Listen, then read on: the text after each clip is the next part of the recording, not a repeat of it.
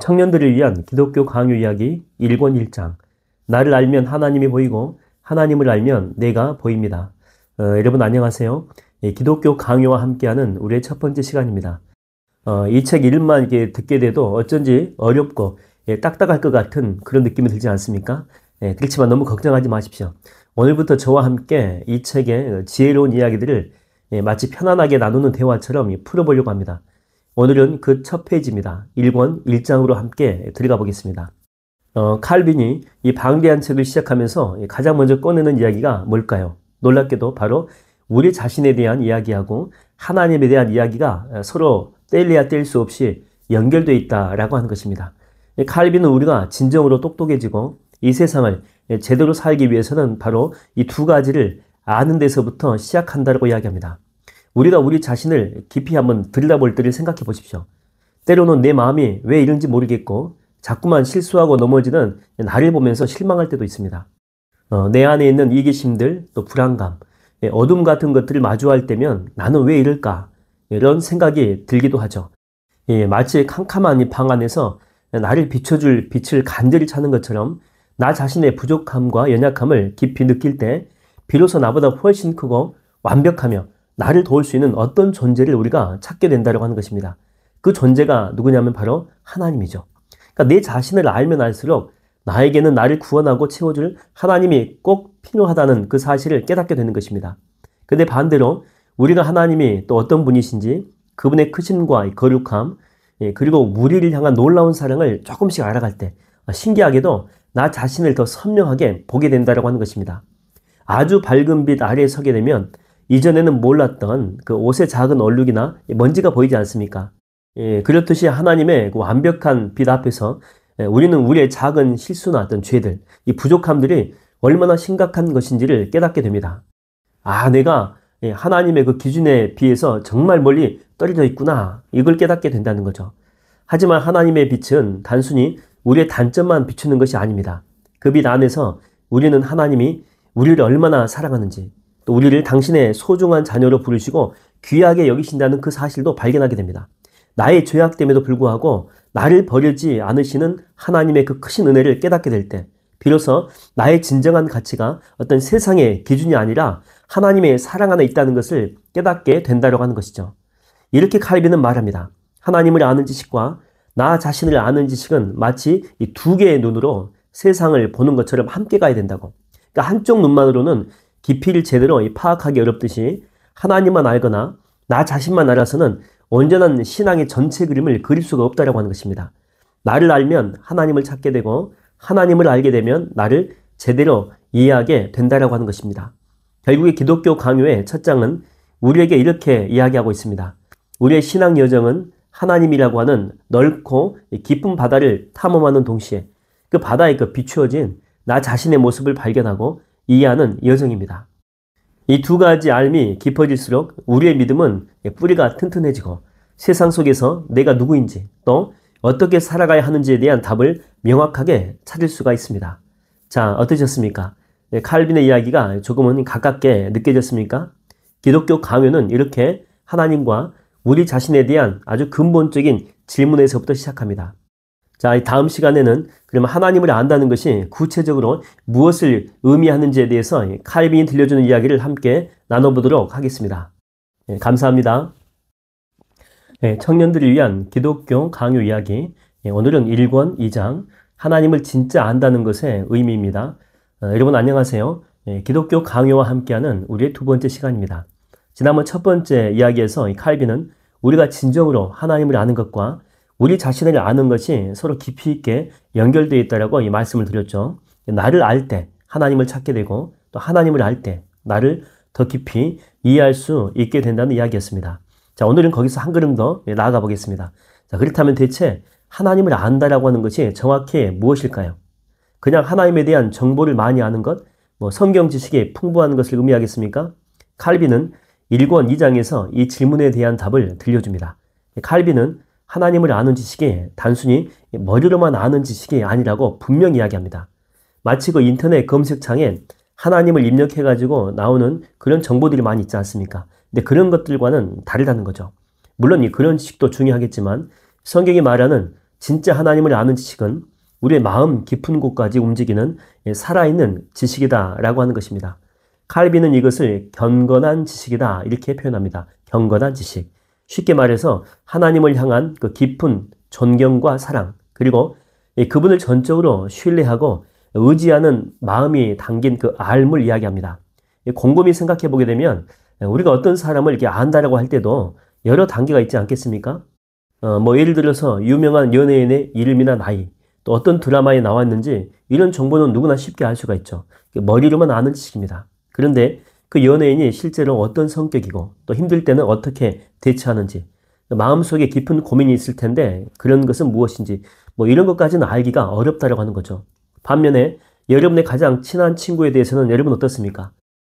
친구의 공식적인 프로필은 잘 모를 수도 있어요. 그러나 그 친구가 언제 기뻐하고 슬퍼하는지, 또 어떤 걸 두려워하고 무엇에 용기를 내는지, 그리고 무엇보다 내가 어떤 상황에 있든지 나를 이해해주고 내 편이 되어줄 것이라고 하는 그런 깊은 신뢰가 있습니다. 그래서 우리는 어려울 때 주저없이 그 친구에게 달려가죠. 그래서 속마음을 털어놓고 도움을 요청하게 됩니다. 단순히 머리로만 아는 것을 넘어가지고 관계 속에서 마음과 마음으로 연결된 알입니다. 신뢰가 바탕이 된 알이죠. 칼빈이 말하는 하나님을 아는 지식도 이와 마찬가지입니다. 하나님이 천지를 창조하셨다는 사실을 아는 것을 넘어가지고 그 창조주 하나님이 지금도 나를 또 내 삶을 붙들고 계시다는 것을 믿고 의지하는 것, 또 하나님이 죄를 미워하신다는 것을 또 아는 걸 넘습니다. 그래서 그 거룩하신 하나님 앞에서 내 죄를 아파하고 용서를 구하는 것, 또 하나님이 사랑이라고 하는 것을 우리가 다 알잖아요. 근데 그걸 넘어가지고 그 사랑 안에 나의 모든 불안과 두려움을 내려놓고 안식하는 것, 이게 바로 진짜 하나님을 아는 지혜다라고 하는 거죠. 이렇게 하나님을 경건하게 아는 지식은 우리의 삶을 변화시키는 능력과 권세가 있습니다. 그 지식은 우리로 하여금 하나님을 두려워하게 하고, 여기서 이렇게 두려움이라고 하는 것은 무서움이 아닙니다. 깊은 존경과 경외를 뜻하죠. 또 전적으로 신뢰하며 어려울 때 그분께 기도하고 부르짖으며 하나님 말씀에 기쁨으로 순종하게 만듭니다. 단순히 나는 하나님을 믿는다라고 하는 고백을 넘어가지고 나의 삶의 모든 영역에서 하나님을 인정하고 그분을 따르도록 이끌어주는 나침판과 같은 그런 역할을 하게 된다라고 하는 것이죠. 사랑하는 청년 여러분, 하나님을 아는 지식은 우리의 신앙생활에서 가장 중요하고 기본적인 출발점입니다. 그리고 칼빈은 그 지식에 단순히 어떤 교리나 정보를 쌓는 것을 넘어서 우리의 마음과 삶 전체를 하나님께로 향하게 하는 살아있는 알미가 된다라고 말해줍니다. 오늘 나한테 한번 이렇게 물어보면 좋겠어요. 나는 하나님을 진짜로 얼마나 알고 있는지, 그분에 대한 지식이 나의 마음을 움직이고 또 내 삶을 변화시키고 있는지, 오늘부터 하나님을 머리로만 아는 것을 넘어서 마음으로 주님을 만나고 신뢰하며 의지하는 경건한 지식을 더욱 깊이 있게 알아가는 여정을 시작해보면 여러분 어떨까요? 다음 이야기에서는 그럼 우리는 어디에서 이 하나님에 대한 지식을 얻을 수 있는지, 또 칼빈은 뭐라고 하는지 함께 나눠보도록 하겠습니다. 감사합니다. 청년들을 위한 기독교 강요 이야기 1권 3장, 우리 안에 심겨진 하나님을 아는 씨앗입니다. 여러분 안녕하세요. 기독교 강요와 함께하는 세 번째 시간입니다. 지난번에는 하나님을 안다는 것이 단순한 정보를 아는 것이 아니라 그분을 경외하고 또 신뢰하며 의지하는 경건한 지식이라고 이야기를 나눴죠. 자, 그렇다면 이제 이런 질문이 자연스럽게 떠오릅니다. 우리는 어떻게 해서 이런 하나님에 대한 지식을 가질 수가 있을까? 성경을 읽어서 누가 또 가르쳐 주기 때문에, 아니면 다른 이유가 있을까요? 오늘 함께 볼 1권 3장에서는 칼빈은 어쩌면 조금 놀라운 이야기를 우리 가운데 들려줍니다. 바로 하나님께서 모든 사람의 마음속에 당신에 대한 어떤 감각이나 씨앗을 심어두셨다라고 하는 것입니다. 칼빈은 이것을 라틴어로 센수스 디비니타티스라고 이야기합니다. 즉 신성에 대한 감각이다 이렇게 부르죠. 이게 대체 무슨 의미가 있을까요? 풀어서 이야기하면 하나님은 우리가 눈을 감고 있어도 또 누가 가르쳐 주지 않아도 우리 마음 가장 깊은 곳 어딘가에 나보다 훨씬 크고 위대한 존재가 있다. 이 세상은 우연히 생긴 것이 아니다. 내가 알지 못하는 어떤 절대적인 힘이 있다라고 하는 막연한 느낌이나 감각을 우리 마음속에 심어두셨다라고 하는 것입니다. 저는 이 부분을 읽으면서 이게 곰곰하게 생각을 한번 해봤습니다. 정말 그런 것 같거든요. 전 세계 어떤 문화를 보더라도 어떤 시대의 사람들을 보더라도 사람들은 늘 자신보다 어떤 높은 존재를 찾고 경배하려고 하는 그런 모습을 보아왔죠. 그 대상이 뭐 태양이든지 산이든지 또 어떤 조상이든지 아니면 알 수 없는 운명이든지 간에 말입니다. 왜 사람들은 이렇게 본능적으로 종교적인 마음을 가질까요? 칼빈은 그 이유가 바로 우리 마음속에 심겨진 이 하나님을 아는 씨앗 때문이다, 이렇게 설명을 하죠. 이것은 마치 우리 마음속에 작은 나침판이 하나씩 있는 것과 같습니다. 평소에는 그 나침판이 눈에 보이지도 않고 또 정확히 북쪽이 어디인지 가리키는 것도 아닙니다. 그러나 우리가 길을 잃고 헤맬 때나 이 세상의 경이로움 앞에서 감탄할 때, 혹은 내 안에 설명할 수 없는 또 갈증이나 불안을 느낄 때 그 나침판의 바늘이 희미하게 남아 이곳이 아니라 저 너머 어딘가에 나보다 훨씬 크고 중요한 무엇인가가 있다라고 가리키는 듯한 느낌을 주는 것입니다. 뭐 이 세상의 아름다움을 이렇게 보면서 야, 대단하다 이렇게 감탄하거나 양심의 소리에 뭐 찔릴 때 느끼는 어떤 불안감 같은 것들도 어쩌면 이 내면의 나침판이 보내는 신호일 수도 있다라고 하는 것이죠. 칼빈은 하나님께서 이렇게 모든 사람 안에 당신에 대한 감각을 심어두신 이유가 있다라고 말합니다. 바로 우리 누구도 우리 하나님에 대해서 전혀 알지 못한다라고 변명할 수 없도록 하기 위해서다라고 하는 것이죠. 그러니까 우리 안에 이렇게 심겨진 이 씨앗은 우리는 하나님을 찾아야 될 존재라고 하는 그 사실을 어렴풋이나마 느끼게 해준다라고 하는 것입니다. 하지만 안타깝게도 이 칼빈은 곧바로 이 신성에 대한 감각에는 큰 한계가 있음을 지적합니다. 죄로 인해서 우리의 마음이 어두워지고 또 왜곡돼 가지고 우리 안에 있는 이 씨앗이 올바르게 자라지 못한다라고 하는 것입니다. 나침판이 고장이 나가지고 엉뚱한 방향을 가리키거나 씨앗이 병들어서 열매를 맺지 못하는 것처럼, 그래서 사람들은 이 내면의 감각을 따라 하나님을 찾기는 찾습니다. 그렇지만 죄 때문에 하나님을 제대로 알지 못하고 뭐 엉뚱한 것을 섬긴다든지 두려움 때문에 뭐 미신에 빠진다든지 아예 하나님 아는 것을 거부해 버리기도 합니다. 결국에 칼빈이 1권 3장에서 말하고 싶은 것은요, 바로 이것입니다. 하나님은 모든 사람 안에 당신을 알만한 기본적인 감각을 심어두셨지만 죄로 인해서 우리는 그 감각만으로는 하나님을 바르게 그리고 구원받을 만큼 충분히 알 수 없다는 것. 또 우리 안에 심겨져 있는 이 씨앗은 우리가 변명할 수 없게 할 뿐 우리를 온전한 신앙으로 이끌기에는 역부족이다라고 하는 것입니다. 자, 그렇다면 우리는 어디에서 하나님을 바르게 그리고 구원받을 만큼 충분히 알 수 있을까요? 우리 안에 있는 희미한 나침판만으로는 부족하다면 우리에게는 더 확실하고 정확한 지도가 필요하지 않을까요? 다음 이야기에서는 바로 이 질문에 대한 칼빈의 답을 함께 찾아볼 것입니다. 하나님을 바르게 알기 위한 더 확실한 방법은 무엇이 있을까요? 다음 시간에 이야기하겠습니다. 감사합니다. 청년들을 위한 기독교 강요 이야기 1권 4장, 우리 마음이 우상 제조 공장이 될 때. 여러분 안녕하세요. 기독교 강요와 함께하는 네 번째 시간입니다. 우리가 지난 시간에 우리 마음속에 하나님을 어렴풋이 아는 씨앗 또는 감각이 심겨져 있다는 사실을 또 이야기로 나눴죠. 마치 그 내면의 작은 나침판처럼 말입니다. 그러나 그 나침판이 죄 때문에 고장나 있다라고도 말씀드렸습니다. 자, 그렇다면 고장난 나침판을 가진 우리는 과연 어떻게 될까요? 오늘 1권 4장에서 칼빈은 그 안타까운 현실에 대해서 이야기를 합니다. 칼빈은 우리 안에 심겨진 이 신성에 대한 감각이 죄 때문에 심하게 왜곡되고 부패한다라고 말합니다. 단순히 희미해지는 정도가 아니라 아예 엉뚱한 방향을 가리키든지 아니면 우리가 보고 싶은 방향만 가리키도록 마음대로 조작해 버린다고 하는 거죠. 그 결과 사람들은 하나님을 바르게 아는 대신에 이상한 생각과 미신에 빠지거나 심지어 거짓된 우상을 만들어 섬기게 된다라고 설명합니다. 칼빈은 여기서 아주 유명하고 충격적인 비유를 사용하죠. 바로 우리 인간의 마음이 우상의 영원한 공장 같다라고 하는 표현입니다. 마치 쉬지 않고 계속해서 물건을 찍어내는 공장처럼 우리의 죄악된 마음은 끊임없이 왜곡된 하나님, 가짜 하나님, 우리 마음대로 만든 하나님을 만들어낸다라고 하는 것입니다. 이렇게 생각해 보겠습니다. 우리는 가끔 이렇게 듣고 싶은 말만 듣거나 보고 싶은 것만 보려고 할 때가 있죠. 예를 들어서 건강검진 결과에서 안 좋은 부분이 나왔거든요. 근데 애써 무시하거나 내 잘못을 지적하는 친구의 말은 한 귀로 듣고 한 귀로 흘려버리는 것처럼 말이죠. 그러니까 불편한 진실 대신에 내가 믿고 싶은 편안한 이 거짓을 선택하기도 합니다. 뭐 하나님에 대해서도 마찬가지입니다.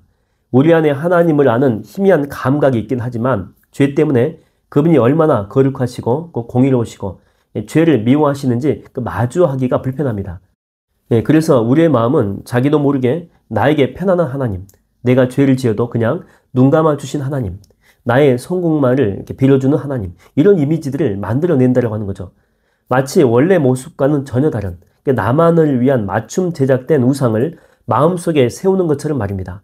혹은 이렇게 눈에 보이는 다른 이렇게 무언가, 그러니까 돈이나 어떤 명예나 쾌락 등 이런 것들에 하나님 자리를 내어주고 그것을 맹목적으로 쫓기도 합니다.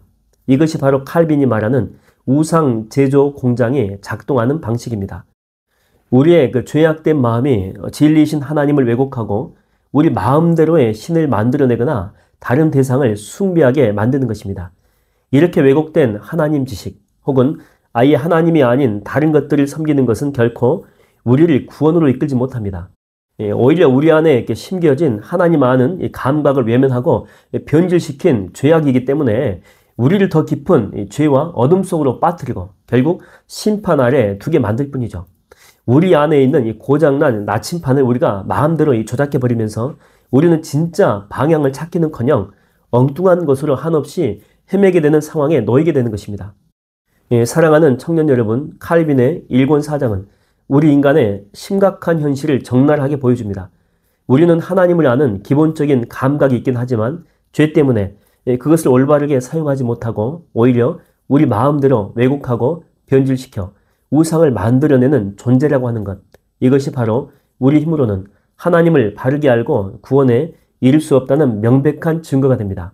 우리는 스스로의 힘으로는 고장난 나침판을 고치지도 못하고 우상을 끊임없이 찍어내고 만들어내는 이 마음의 공장을 멈추지도 못하는 이 절망적인 상태에 놓여 있다고 하는 것이죠. 그렇다면 우리는 어디에서 진정한 하나님을 알고 바른 길을 찾을 수가 있을까요? 우리 안에 있는 희미하고 왜곡된 이렇게 잘못된 감각 말고 우리를 확실하게 하나님께로 인도해 줄 무언가가 절실하게 필요하지 않을까요? 다음 이야기에서는 바로 이 질문에 대한 가장 중요한 답을 칼빈이 제시합니다.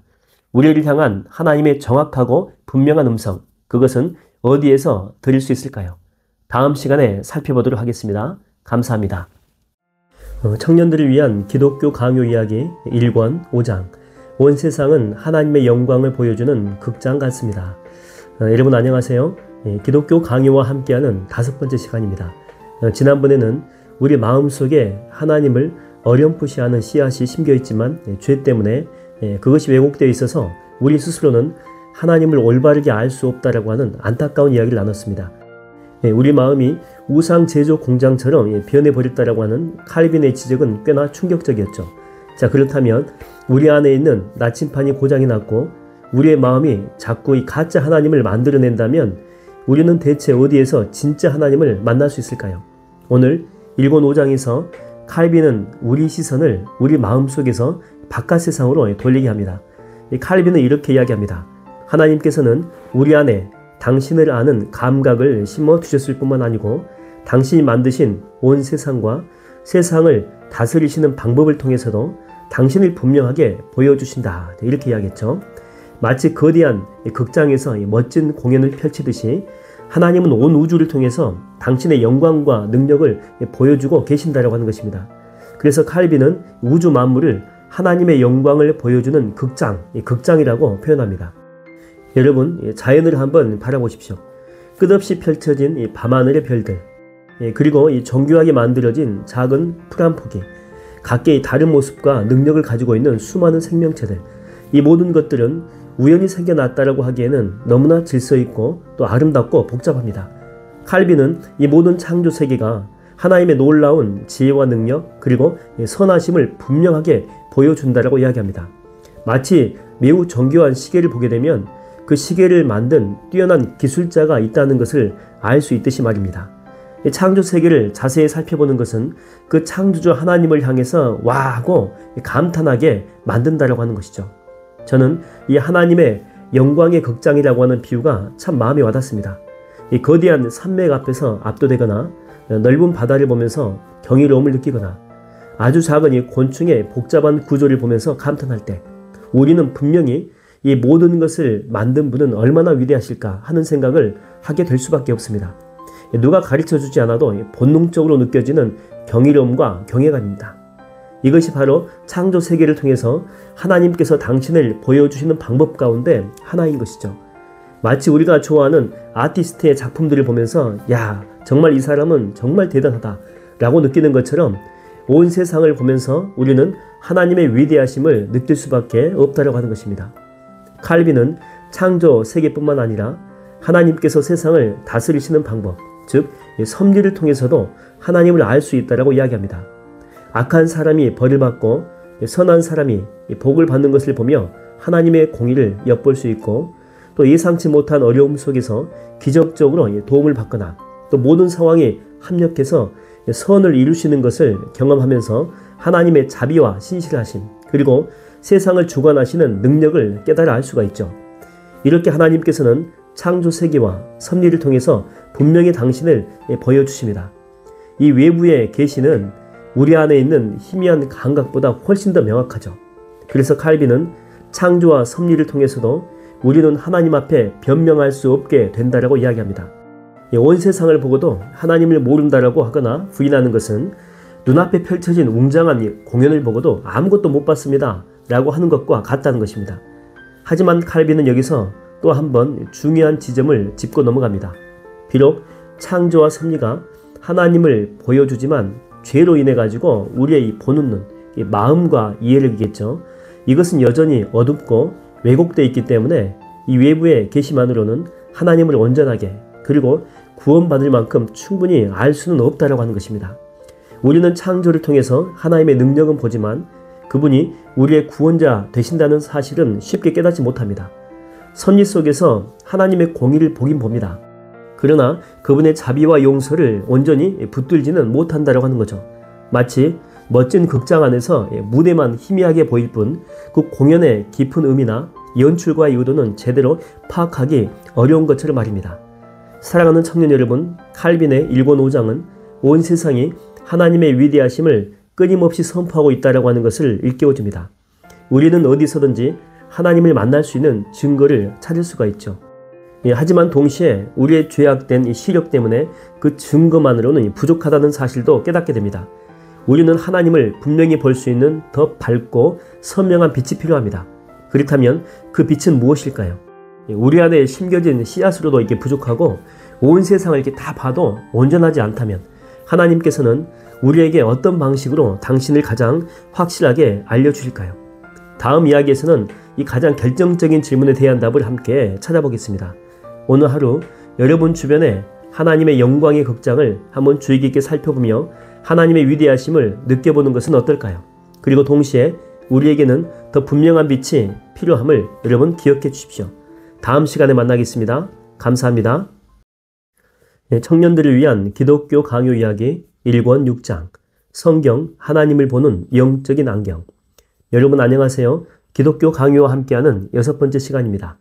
우리가 지난번에는 하나님께서 당신이 만드신 온 세상, 이 창조와 세상을 다스리시는 방식, 이 섭리죠. 이걸 통해서도 당신을 보여준다는 이야기를 나눴죠. 온 우주가 하나님의 영광을 보여주는 멋진 이 극장과도 같다는 비유를 아마 기억하실 것입니다. 하지만 동시에 죄 때문에 우리 마음의 보는 눈, 즉 영적인 시력이 너무 나빠졌기 때문에 그 극장 안에서 펼쳐지는 하나님의 위대하심을 선명하게 보지 못한다는 안타까운 현실도 이야기했습니다. 여러분 잘 보십시오. 우리 안에 심겨진 하나님 아는 씨앗은 죄 때문에 왜곡되어 버렸고 1권 3장과 4장에서 나와 있죠. 또 우리 바깥의 세상은 하나님의 영광으로 가득하긴 합니다. 그러나 우리의 나쁜 시력 때문에 그걸 제대로 볼 수가 없죠. 1권 5장에서 우리가 다뤘습니다. 마치 눈앞에 이렇게 보물이 가득한데 눈이 너무 나빠서 그게 보물인 줄 모르고 돌멩이 취급하는 것과 같습니다. 이런 절망적인 상황에서 여러분 우리는 어떻게 해야 할까요? 하나님을 바르게 그리고 구원받을 만큼 충분히 알 수 있는 방법은 없을까요? 여기서 칼빈은 아주 중요한 답을 제시합니다.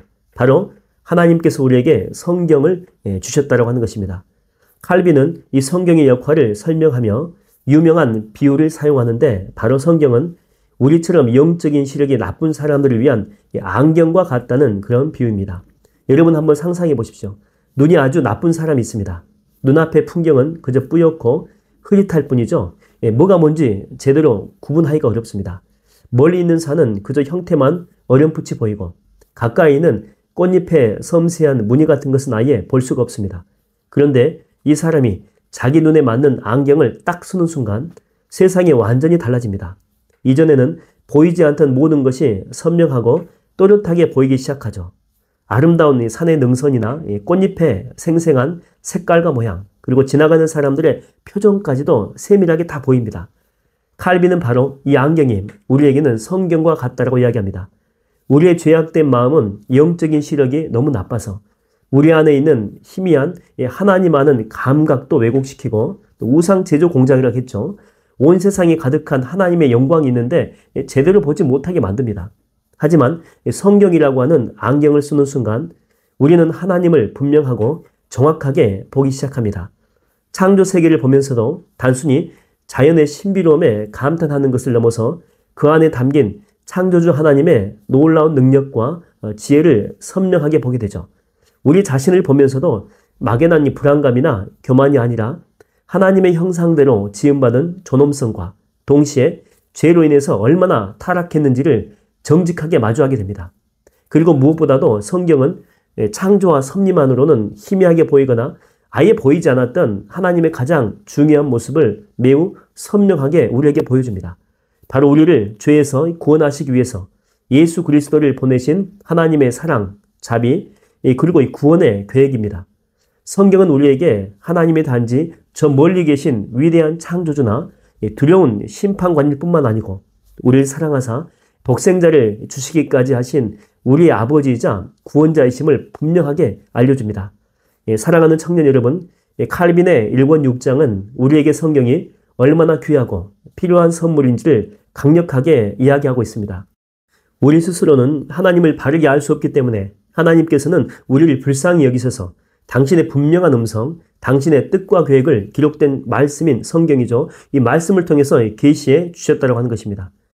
이렇듯 성경은 우리가 영적인 혼돈과 어둠 속에서 방황하지 않도록 비춰주는 가장 확실한 빛이며 하나님을 제대로 알고 그분과의 관계를 회복하게 해주는 유일한 안내서입니다.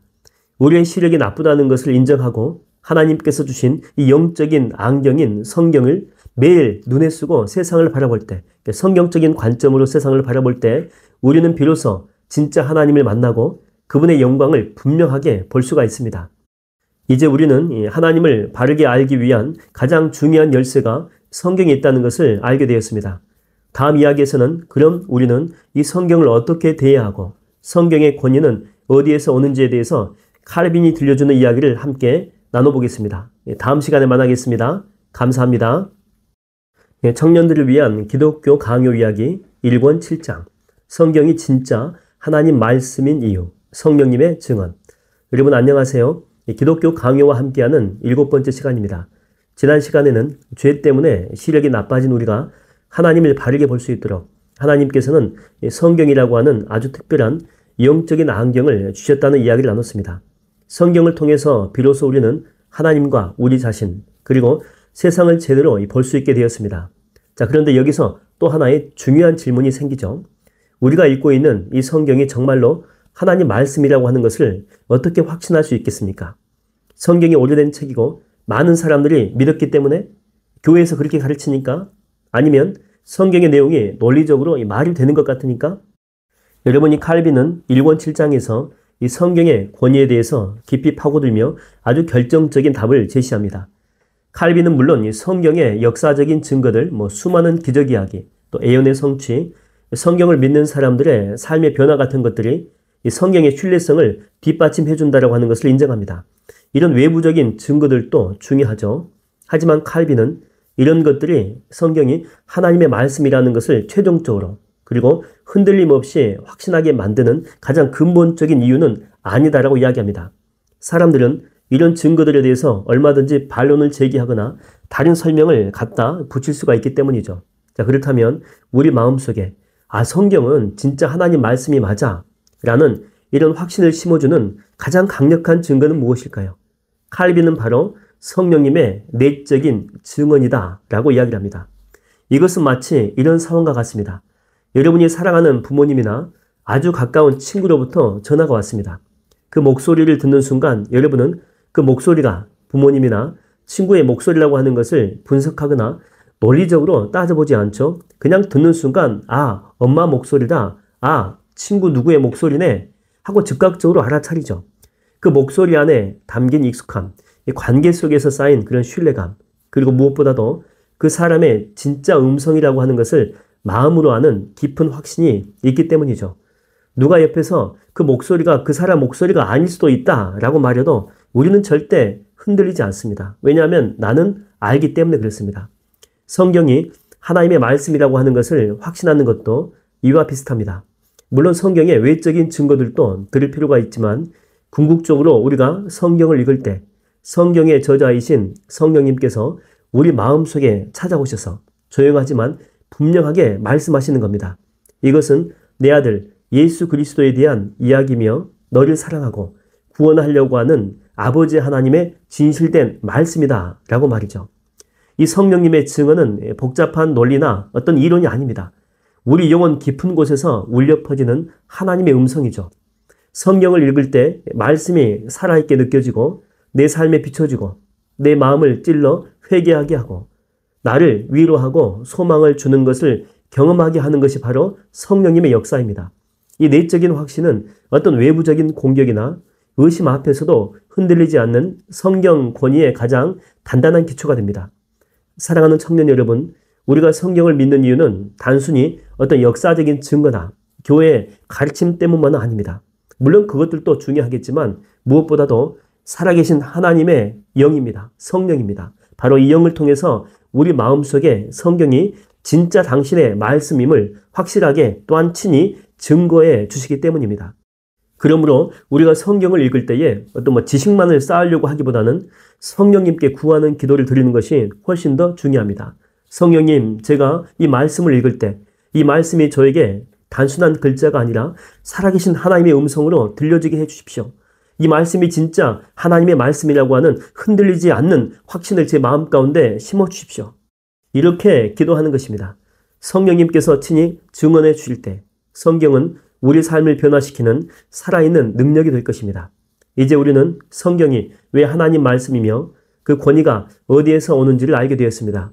다음 이야기에서는 그럼 이토록 권위 있는 성경은 우리에게 하나님에 대해서 무엇을 말해주고 있는지 본격적으로 하나님에 대한 지식에 대해서 더 깊이 들어가 보겠습니다.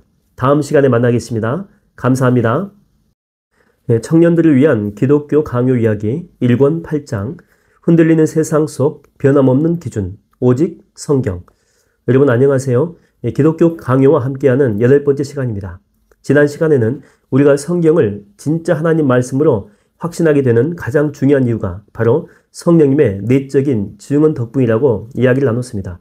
성령님께서 우리 마음속 깊이 이것이 바로 하나님의 음성이다 라고 확증해 주시기 때문에 우리는 성경을 믿고 의지할 수 있게 됩니다. 그런데 여기서 또 다른 질문이 생길 수가 있죠. 그래 성령님의 증언도 중요하겠지. 하지만 세상에는 뛰어난 철학자들도 많고 과학도 계속 발전하고 교회마다 오랜 전통이 있는데 꼭 성경만이 유일하고 절대적인 기준이 되어야 할까? 우리의 이성이나 교회의 권위도 중요하지 않나? 이런 생각을 해볼 수 있다고 하는 거죠. 오늘 1권 8장에서는 칼빈이 바로 이런 질문들에 답하며 성경의 권위를 다시 한번 단단하게 세웁니다. 칼빈은 성경의 권위에 대해서 의문을 제기하거나 혹은 인간의 이성이나 철학, 심지어는 교회의 권위를 성경보다 더 높이거나 최소한 동등하게 두려는 시도들에 대해서 단호하게 반박합니다. 왜냐하면 칼빈에게 있어서 하나님 말씀인 성경은 어떤 인간적인 지혜나 권위보다 훨씬 위에 있기 때문이죠. 여러분 생각해 보십시오. 인간의 이성은 분명 뛰어나지만 완벽하진 않습니다. 죄 때문에 우리의 생각은 얼마든지 오류를 범하고 왜곡될 수가 있죠. 세상의 철학이나 사상도 시대에 따라서 계속 변하고 서로 다른 주장을 펼치기도 합니다. 어제는 진리라고 여겨졌던 것들이 오늘은 틀린 것으로 판명되기도 합니다. 유행처럼 왔다가 사라지기도 하죠. 마치 파도처럼 계속 변하는 인간의 생각과 지혜에 어떻게 우리의 신앙이라고 하는 집을 세울 수가 있겠습니까? 흔들리는 모래 위에 집을 짓는 것과 똑같습니다. 이것은 마치 우리가 가장 중요한 여행을 지금 떠나려고 하는데 공식적이고 정확하게 검증된 지도나 어떤 GPS, 여기에서는 성경을 상징하죠. 이것 대신에 누가 뭐 대충 그려준 손 그림 지도나 인터넷에 떠도는 출처 불분명한 소문, 이것은 인간의 이성과 변질된 전통을 상징합니다. 이런 것들을 의존하는 것과 같습니다. 손 그림 지도가 뭐 전혀 틀렸다는 것은 아니겠지만 결정적인 순간에 틀린 방향을 가리키거나 중요한 정보를 빠뜨릴 수가 있죠. 왜 우리가 가장 정말 중요한 길을 가고 또 위험한 길을 가는데 그러면서 덜 정확하고 검증되지 않는 것에 목숨을 걸 필요가 있을까요? 하나님과 영원한 생명에 관한 진리라면 더욱더 그렇지 않겠습니까? 칼빈은 교회의 권위에 대해서도 이야기합니다. 교회는 분명 중요하고 하나님께서 세우신 기관입니다. 하지만 칼빈은 교회의 권위가 성경의 권위 위에 있거나 동등한 것이 아니라고 분명히 말합니다. 교회는 성경 위에 세워진 것이지 성경이 교회 위에 세워진 것은 아니다라고 하는 것입니다. 물론 이 교회는 성경을 해석하고 가르치는 역할을 하긴 합니다. 그러나 그 가르침 자체가 성경보다 더 높거나 성경을 심판할 기준은 될 수가 없다는 거죠.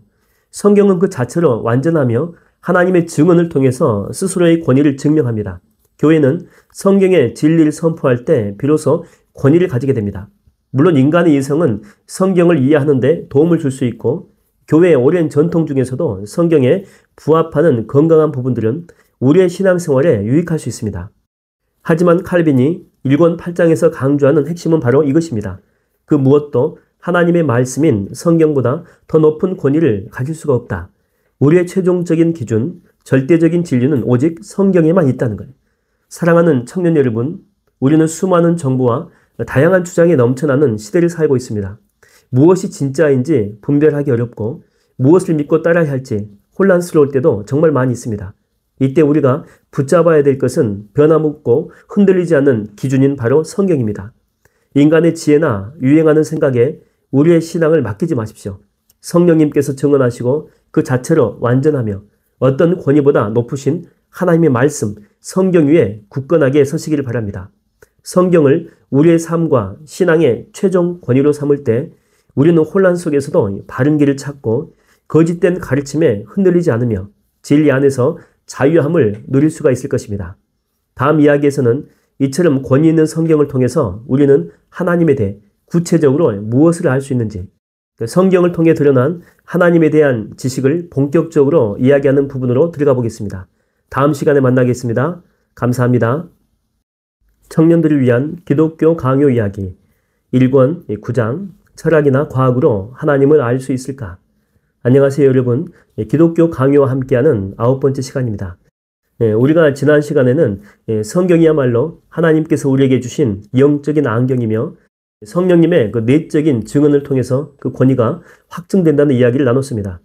이 성경만이 흔들리는 인간 지혜나 변질된 전통과는 달리 변함없는 하나님의 말씀으로서 우리의 최종 기준이 된다는 것이었습니다. 자, 그런데 여기서 또 다른 질문이 고개를 들 수가 있습니다. 그래, 성경이 중요하고 권위 있다는 것은 알겠지만 하지만 세상에는 철학자들도 있고 과학자들도 있고 수많은 지혜로운 사람들이 끊임없이 진리를 탐구하잖아. 그들의 깊은 사색이나 연구를 통해서도 하나님에 대해서 알 수 있지 않을까? 꼭 성경만을 고집해야 될까? 여러분 어쩌면 여러분 중에도 이런 생각을 해본 사람들이 있을지 모르겠습니다. 오늘 1권 9장에서 칼빈은 바로 이 질문에 대해서 이야기합니다. 칼빈은 어떤 사람들은 성경을 무시하거나 하찮게 여기면서 오직 인간의 이성이나 철학적인 탐구를 통해서만 하나님을 알 수 있다는 주장에 대해서 단호하게 비판합니다. 칼빈에게 있어서 이것은 영적인 교만이며 길을 잃어버리는 지름길과 같다는 것입니다. 여러분 왜 그럴까요? 한번 생각해 보십시오. 인간의 철학이나 과학은 이 세상, 즉 피조 세계에 대해서 깊이 탐구하고 분석하는 데는 탁월한 능력이 있죠. 자연 만물의 이치, 인간의 심리, 사회의 구조 같은 것을 연구하는 데는 도움이 됩니다. 하지만 아무리 깊이 파고들어도 이것들로는요, 세상을 만드신 창조주 하나님 당신 자신에 대해서는 온전히 알 수가 없다는 것입니다. 하나님은 피조 세계 너머에 계신 분이기 때문이죠. 그러니까 이 피조 세계, 이 창조 세계에 갇혀 있는 분이 아니기 때문에 그렇습니다. 이것은 마치 이런 상황과 같습니다. 여러분이 아주 흥미로운 책 한 권을 발견했다고 합시다. 여러분은 그 책의 종이가 어떤 재질인지, 잉크는 또 무엇으로 만들었는지, 책을 이렇게 묶은 실이나 풀은 어떤 성분인지, 책의 그 물리학적인 두께는 얼마인지 등에 대해서 아주 정밀하게 분석하고 연구할 수는 있습니다. 이것은 분명히 책에 대한 어떤 지식을 주죠. 마치 철학이나 과학이 이 세상을 분석하는 것처럼 말이죠. 하지만 아무리 그렇게 물리적인 분석을 한다라고 해도 여러분은 그 책 안에 쓰여 있는 이야기나 메시지, 그리고 그 책을 쓴 작가의 의도에 대해서는 전혀 알 수가 없습니다. 책의 내용을 알려면 분석하는 것을 넘어서 실제로 책을 펼쳐서 그 안에 담긴 글자를 읽어야만 됩니다. 마찬가지로 인간의 철학이나 과학은 하나님께서 만드신 세상에 대해서 깊이 탐구할 수는 있겠죠. 그 탐구만으로는 그러나 세상을 만드신 하나님이 어떤 분이시고 우리를 향한 그분의 마음과 계획은 무엇이고 우리가 어떻게 해야지만이 구원받을 수 있는지에 대해서는 결코 알 수가 없다는 것입니다. 우리의 이성으로는 하나님이라고 하는 무한하신 분의 깊이를 다 헤아릴 수도 없을 뿐더러 죄 때문에 우리의 생각은 자꾸만 왜곡된 결론에 이르게 되기 쉽다는 것입니다. 그러니까 이 철학이라고 하는 것은 하나님에 대한 질문을 던질 수는 있습니다. 그러나 그 답을 줄 수는 없다는 것입니다. 이 칼빈은 성경이야말로 하나님께서 당신 자신과 당신의 구원 계획을 친히 써서 우리에게 보여주신 책의 내용과 같다고 말하는 것입니다. 성경을 통해서만 우리는 하나님께서 우리에게 알려주시기로 작정하신 진리, 곧 구원에 이르는 지식을 얻을 수가 있습니다. 철학이나 인간의 지혜는 끊임없는 질문과 논쟁, 그리고 불확실성으로 이끌지만 성령님의 조명 아래 성경을 읽을 때는 흔들리지 않은 확신과 구원의 기쁨으로 나아가게 됩니다. 물론 인간의 학문이나 철학이 무가치하다는 그런 말은 아닙니다. 칼빈 자신도 당대 최고의 학자였죠. 하지만 그 학문이 하나님에 대한 지식, 특별히 구원 얻는 지식의 영역으로 넘어올 때는 반드시 성경 아래 겸손히 무릎 꿇어야 한다는 것을 강조하는 것입니다. 인간의 지혜는 하나님을 아는데 안경이 되어주는 성경을 대체할 수가 없습니다. 사랑하는 여러분, 우리는 끊임없이 알을 추구하는 시대에 살고 있습니다. 다양한 지식과 정보가 넘쳐나죠. 하지만 가장 중요한 지혜, 곧 하나님을 바르게 알고 그분과의 관계를 회복하는 지혜는 오직 성경에 있습니다. 인간의 이성이나 세상의 지혜를 무조건 배척할 필요는 없지만 그것들을 성경보다 높이거나 성경을 대신할 수 있다고 착각하지 않도록 주의해야 됩니다. 오늘 하루 여러분은 어디에서 진정한 지혜와 진리를 찾고 있습니까? 세상의 다양한 목소리 속에서 성경이라고 하는 하나님의 분명한 음성에 더 귀 기울이기로 결단하는 것은 어떨까요? 다음 이야기에서는 성경을 통해 계시된 하나님 지식의 내용이 무엇인지에 대해서 더 깊이 들어가 보도록 하겠습니다. 다음 시간에 만나겠습니다. 감사합니다. 청년들을 위한 기독교 강요 이야기 1권 10장 성경이 보여주는 진짜 하나님의 모습. 여러분 안녕하세요. 기독교 강요와 함께하는 10번째 시간입니다. 우리가 지난 시간에는 성경이야말로 하나님을 아는 가장 확실하고 유일한 안내서라고 하는 것을 서로 이야기 나눴습니다. 인간의 이성이나 철학으로는 결코 알 수 없는 구원에 이르는 지식을 성경만이 알려준다라고 했습니다. 성경이 우리의 영적인 시력을 밝혀주는 안경과도 같다는 비유도 아마 기억하실 것입니다. 자, 그렇다면 이제 가장 중요한 질문으로 들어가 보겠습니다. 이토록 중요하고 또 소중하고 권위 있는 성경은 대체 우리에게 하나님에 대해서 무엇을 말해주고 있을까요? 성경을 통해서 우리는 어떤 하나님을 만나게 될까요? 오늘 1권 10장에서는 칼빈은 바로 이 질문에 답을 하며 성경이 보여주는 진짜 하나님의 모습을 이야기하기 시작합니다. 칼빈은 성경을 펼치는 순간 우리는 우리 마음속에 떠오르는 세상이 말하는 희미하고 왜곡된 하나님이 아니라 유일하고 참되신 하나님을 만나게 된다고 이야기합니다. 우리가 죄 때문에 우상 제조 공장처럼 가짜 신들을 많이 만들어냈다라고 했지 않습니까? 그런데 성경은 이런 우리의 모든 우상들을 부수고 오직 한 분, 진짜 하나님만을 선명하게 보여준다는 것입니다. 성경이 우리에게 보여주는 하나님은 어떤 분이실까요? 첫째, 성경은 하나님이 한 분뿐인 유일한 하나님이심을 분명하게 선포합니다. 세상에는 다양한 신들이 있다고 말하거나 여러 종교가 저마다 다른 신을 이야기하지만 성경은 단호하게 오직 여호와 하나님 한 분만이 참 신이라고 말씀하죠. 다른 신들은 인간이 만들어낸 허상일 뿐이라고 이야기합니다. 둘째, 성경은 이 유일하신 하나님이 모든 만물을 만드신 창조주이심을 분명하게 알려줍니다. 그러니까 세상에 존재하는 모든 것, 우주 만물부터 지구의 또 자연들, 또 우리 인간까지 이 모든 것이 하나님의 말씀으로 창조되었다는 것을 분명히 이야기합니다. 셋째, 이 성경은 이 창조주 하나님이 세상을 만드신 후에 내버려 두신 것이 아니고 지금도 모든 것을 다스리시고 붙잡고 계시는 섭리자이심을 보여줍니다. 역사를 움직이시고 자연 만물을 질서 있게 운행하시고 우리의 삶 하나하나까지도 당신의 선하신 계획과 능력으로 이끌어 가시는 분이시다라고 하는 거죠. 지난번에 창조와 섭리를 통해서 하나님을 우리가 어렴풋이 볼 수 있다고 했지만 성경이라고 하는 안경을 통해 볼 때는 우리는 하나님의 다스리심이 얼마나 세밀하고 놀라운지 분명히 더 알게 된다라고 이야기했습니다. 넷째, 그리고 이제 가장 중요한 것이 네 번째인데 성경은 하나님이 우리의 구원자, 구속자이심을 가장 강력하게 선포합니다. 우리가 죄 때문에 죽을 수밖에 없는 비참한 상태에 놓여 있지만 하나님께서는 우리를 너무나 사랑하시기 때문에 우리를 구원하기 위한 놀라운 계획을 세우시고 예수 그리스도를 통해서 그 계획을 이루셨다는 그 사실을 오직 성경만이 온전히 그리고 분명하게 알려줍니다. 이건 마치 우리가 길을 잃고 헤매는데 수많은 가짜 표지판과 엉뚱한 정보들이 넘쳐나는 가운데 유일하게 정확하고 확실한 진짜 이정표, 성경이죠. 이걸 발견한 것과 똑같습니다. 그 이정표는 다른 모든 가짜 표지판들을 틀렸다라고 말하면서 우리가 가야 할 단 하나의 올바른 방향을 가리킵니다. 그리고 그 방향 끝에는 우리를 기다리시는 우리의 아버지, 우리의 하나님, 우리의 구원자가 계시다라고 알려주고 있죠. 사랑하는 청년 여러분, 기독교 강요 1권 10장은 성경을 통해 우리가 만날 수 있는 진짜 하나님이 어떤 분이신지를 소개하는 첫걸음입니다.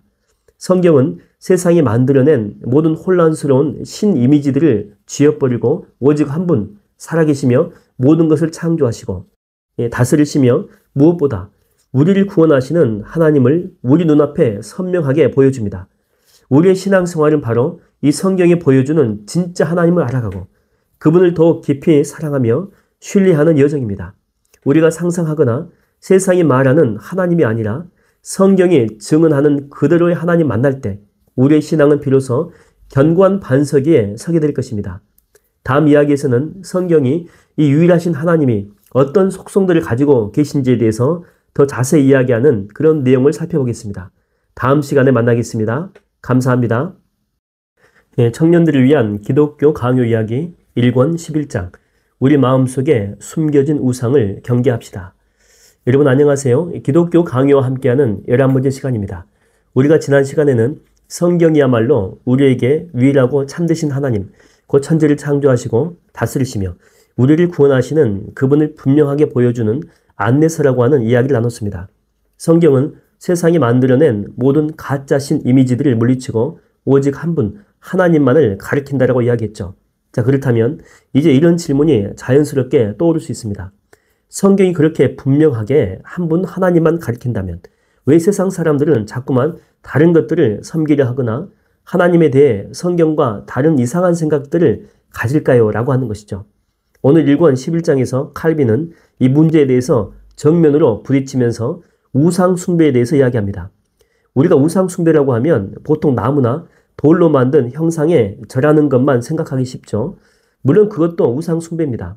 하지만 칼빈은 우상 숭배의 의미를 훨씬 더 넓게 설명하죠. 칼빈에게 있어서 우상 숭배라고 하는 것은 하나님께서 성경을 통해서 당신 자신을 계시하신 그 모습 그대로 예비하지 않고 우리 마음대로 하나님을 상상하거나 하나님 대신 다른 어떤 것을 섬기거나 혹은 하나님과 다른 것을 섞어서 믿는 모든 행위를 포함합니다. 여러분 기억하십니까? 우리가 죄 때문에 우리 마음에 우상 제조 공장 같다라고 했던 것 여러분 기억하시죠? 우리의 죄악된 마음은 자꾸만 진짜 하나님 대신에 우리가 원하는 모습의 하나님을 만들어내거나 하나님이 아닌 다른 것에서 만족과 안전을 찾으려고 하죠. 그러니까 눈에 보이는 형상에 절하는 것뿐만이 아니고 우리 마음속에 성경과 다른 하나님 이미지를 가지고 있거나 하나님보다도 돈이나 또 성공, 쾌락, 또 심지어 다른 사람의 인정 이런 것을 더 중요하게 여기고 그것에 우리의 마음과 시간과 에너지를 쏟는 것, 이 모든 것이 넓은 의미의 우상 숭배다라고 하는 것입니다. 이거는 마치 우리가 어떤 사람을 대할 때 그 사람의 실제 모습 그대로 보지 않고 내 마음대로 그 사람에 대한 이미지를 만들어서 대하는 것과 같습니다. 예를 들면 내가 별로 이게 좋아하지 않는 친구가 있다고 합시다. 그 친구가 실제로는 아주 복잡하고 다양한 면을 가지고 있는 사람인데 내 마음속에서는 그 친구를 늘 나를 귀찮게 하는 사람, 나랑 안 맞는 사람이라고 하는 단순하고 부정적인 틀 안에 가두어 버리는 것입니다. 그래서 그 친구가 어떤 좋은 일을 하거나 나에게 진심을 보여도 내 마음속에 만들어 놓은 그 틀 때문에 그 친구의 진짜 모습을 제대로 보지 못하고 자꾸만 부정적으로 해석하는 것입니다.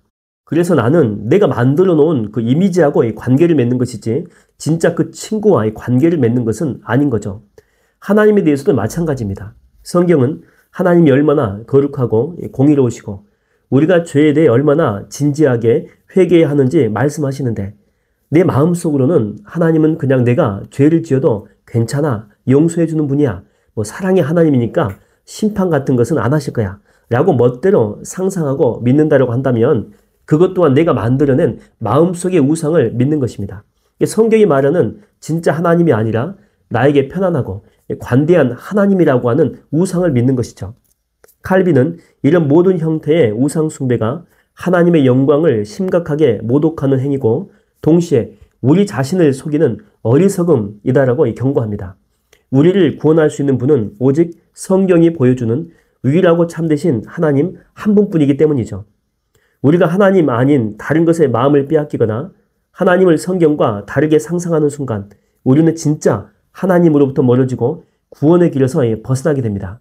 사랑하는 청년 여러분, 칼빈의 1권 11장은 우리에게 겉으로 드러나는 우상뿐만 아니라 우리 마음속에 숨어있는 미묘한 우상들까지도 경계하라고 강력하게 도전합니다. 내가 돈이나 성공을 하나님보다 더 의지하고 있지는 않는지, 사람들의 평가에 하나님의 말씀보다 더 큰 가치를 두고 있지 않은지, 혹은 내 마음대로 하나님을 상상하고 있지는 않는지 우리 자신을 정직하게 돌아봐야 됩니다. 우리의 신앙생활은 끊임없이 우리 마음의 우상 제조 공장을 점검하고 해체하며 오직 성경이 보여주는 하나님께만 우리의 마음과 예배를 드리는 여정입니다.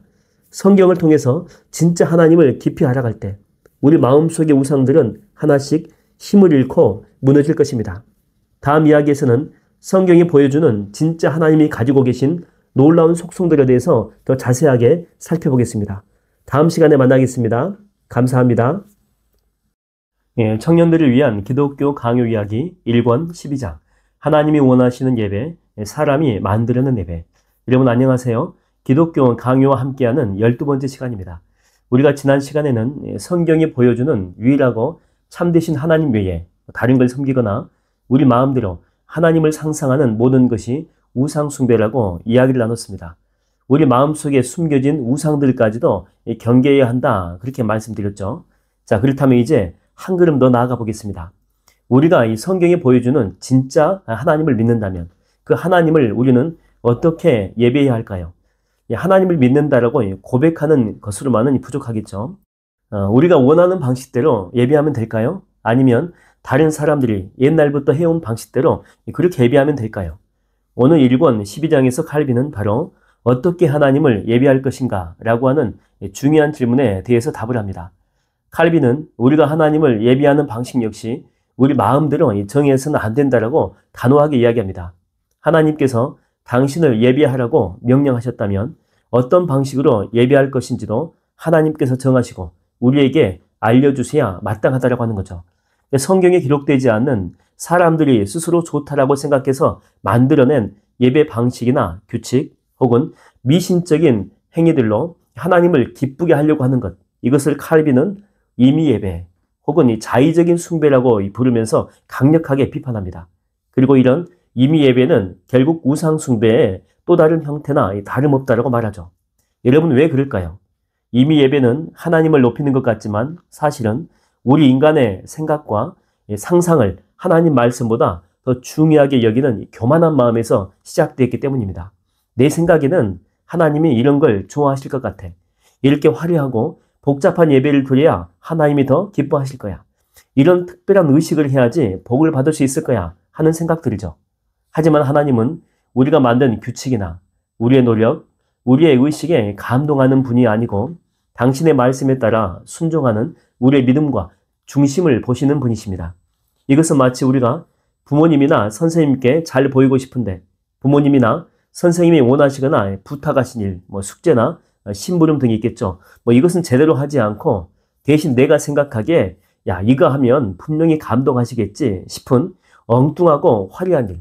예를 들면 갑자기 집안에 막 돈을 들여가지고 장식을 해 놓는다든지 숙제 대신에 아주 어려운 수학 문제 푸는 것에만 집중하는 것.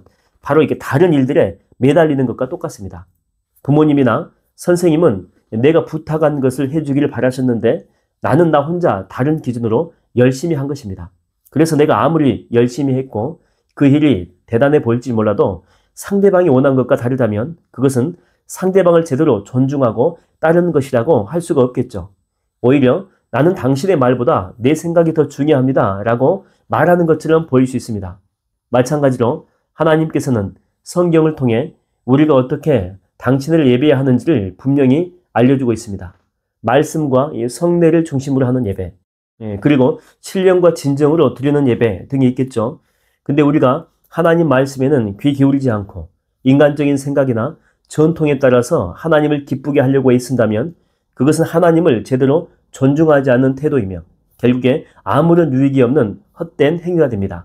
하나님은 우리가 드리는 예배의 화려함이나 복잡함보다 우리의 마음이 성경 말씀에 기초하여 하나님을 경외하고 사랑하며 순종하는지에 관심을 두십니다.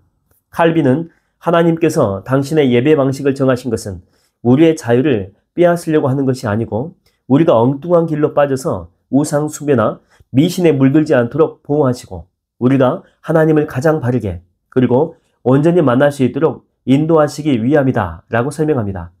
진정한 예배는 우리 자신의 만족이나 사람들의 기준이 아니라 오직 하나님께서 성경을 통해 계시하신 그 뜻에 순종하여 드리는 영적인 예배입니다. 사랑하는 청년 여러분, 칼빈의 1권 12장은 우리에게 우리가 드리는 예배의 형식이나 내용이 성경에 기초하고 있는지를 늘 점검하라고 도전합니다. 혹시 내가 사람들의 시선이나 세상적인 기준 혹은 나만의 생각으로 하나님을 기쁘게 하려고 하고 있지 않습니까? 하나님이 정말 원하시는 예배는 무엇일까요? 하나님은 우리가 만들어낸 그 어떤 멋진 예배 형식보다 성경 말씀에 순종하여 신령과 진정으로 드리는 우리의 마음과 삶 전체를 예배로 받으시기를 원하십니다. 성경을 통해 하나님이 원하시는 참된 예배를 배워가며 우리의 예배와 삶이 오직 하나님께만 영광을 돌리는 거룩한 제사가 되기를 바랍니다. 다음 이야기에서는 그럼 성경이 보여주는 하나님 지식이 우리에게 어떤 유익을 주는지 칼빈의 경건에 대해서 더 자세히 이야기하는 부분으로 들어가 보겠습니다. 다음 시간에 만나겠습니다. 감사합니다. 청년들을 위한 기독교 강요 이야기 1권 13장 신비로운 진리 한 분 하나님과 새 위격 삼위일체. 여러분 안녕하세요. 기독교 강요와 함께하는 13번째 시간입니다. 우리가 지난번에는 성경이 보여주는 유일하고 참되신 하나님 외에 다른 것을 섬기거나 우리 마음대로 하나님을 예배하는 것이 모두 우상 숭배이며 임의 예배라고 이야기를 나눴습니다. 오직 성경이 보여주는 하나님을 성경이 알려주는 방식대로 예배해야 된다라고 이야기를 했죠. 자, 그렇다면 이제 궁금해집니다. 성경이 보여주는 그 유일하고 참되신 하나님은 대체 어떤 분일까요? 하나님이라고 하는 한 분이 어떤 방식으로 존재하시고 어떤 모습으로 우리에게 다가오실까요? 오늘 1권 13장에서 칼빈은 기독교 신앙의 가장 중요하면서도 신비로운 진리, 바로 삼위일체에 대해서 이야기하기 시작합니다. 삼위일체, 이 단어만 들어도 벌써부터 머리가 이렇게 복잡해지는 그런 분들이 있을지 모르겠습니다. 한 분이신 하나님이 어떻게 세 분일 수가 있지? 하고 말이죠. 네, 맞습니다. 이 삼위일체 교리는 우리의 이렇게 작은 머리로는 완전히 이해하기 어렵고 정말 깊고 신비로운 진리입니다. 칼빈도 이것이 인간의 이성으로 파악할 수 있는 것이 아니라 오직 하나님께서 당신의 말씀, 즉 성경을 통해서 우리에게 계시해 주신 진리라고 강조합니다. 우리는 이 진리를 우리의 이성으로 설명하려고 하기보다는 겸손히 성경의 권위 앞에 무릎을 꿇고 믿음으로 받아들여야 됩니다. 그렇다면 성경은 이 신비로운 하나님에 대해서 무엇을 말해줄까요? 성경은 분명하게 하나님은 오직 한 분이다 라고 가르치십니다.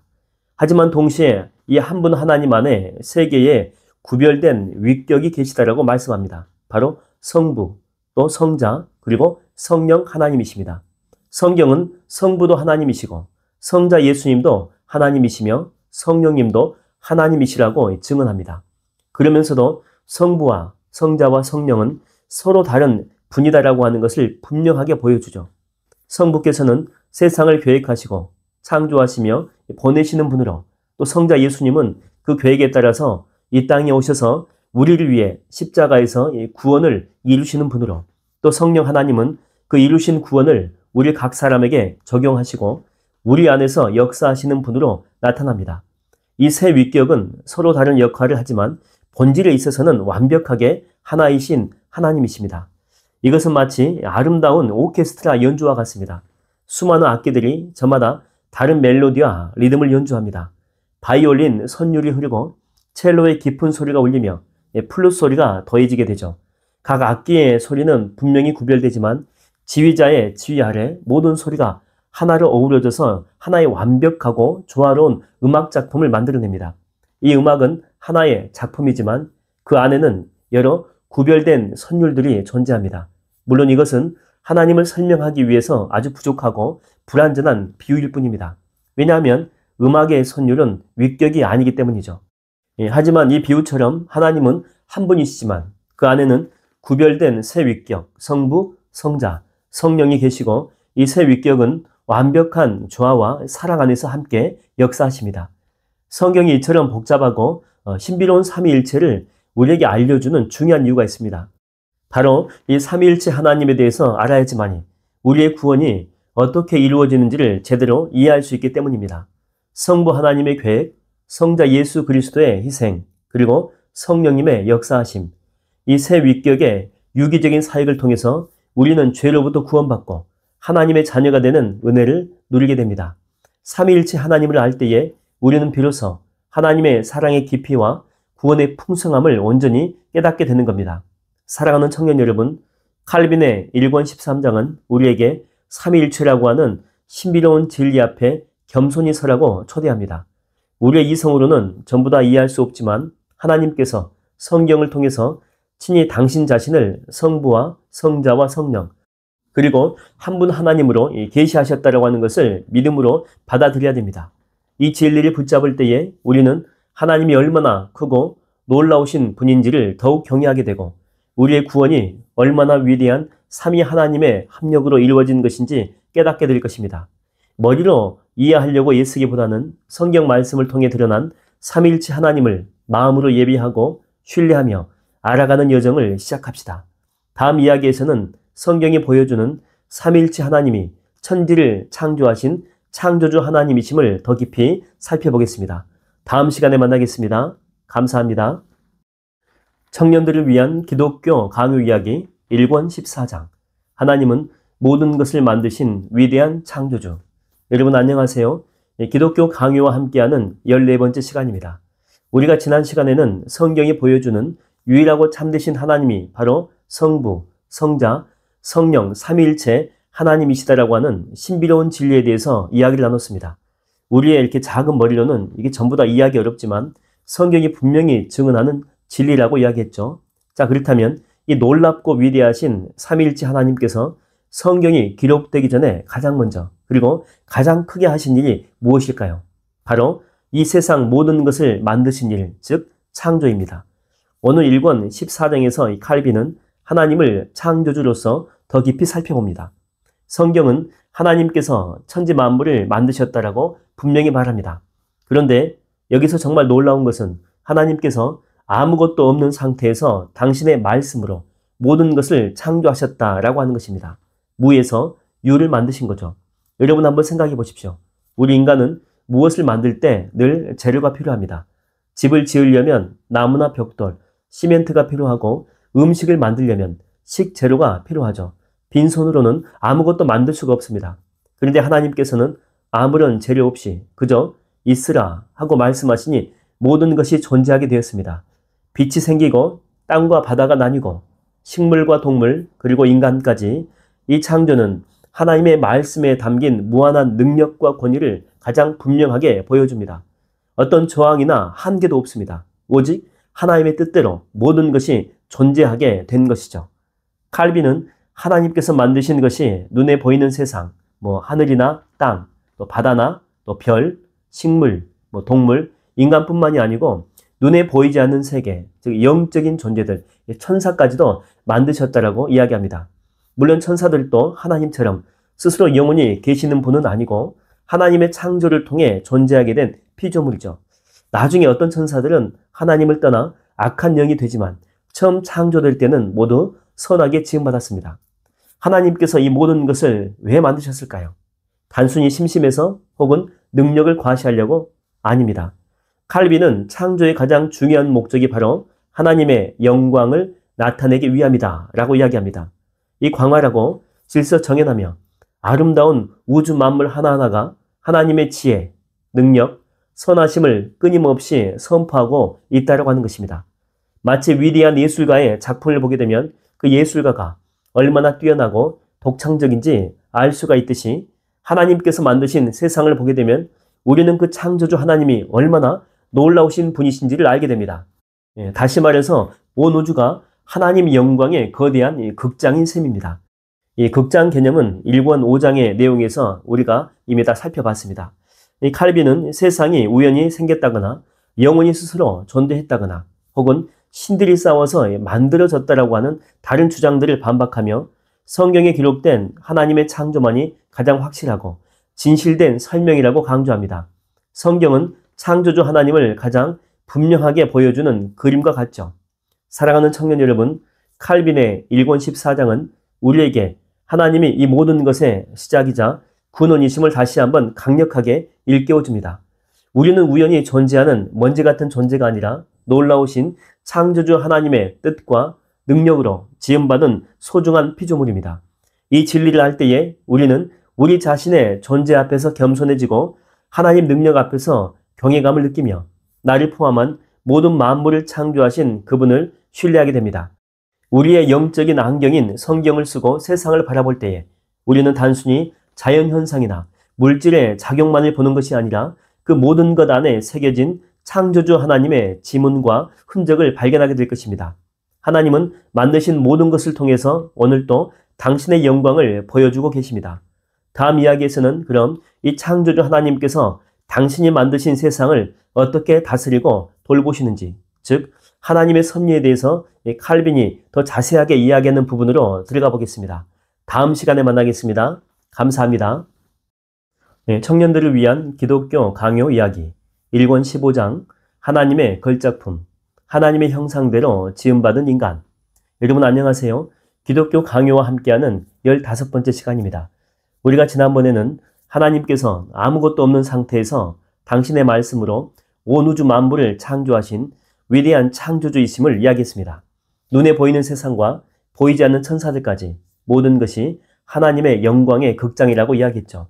자, 그렇다면 하나님께서 이 모든 만물 중에 특별히 더 공을 들여서 만드신 걸작품은 무엇일까요? 바로 우리 사람입니다. 오늘 1권 15장에서 칼빈은 하나님께서 인간을 창조하신 이야기에 대해서 깊이 살펴봅니다. 성경은 하나님께서 다른 피조물들과 달리 사람을 흙으로 빚으시고 생기를 불어넣어 만드셨다라고 기록합니다.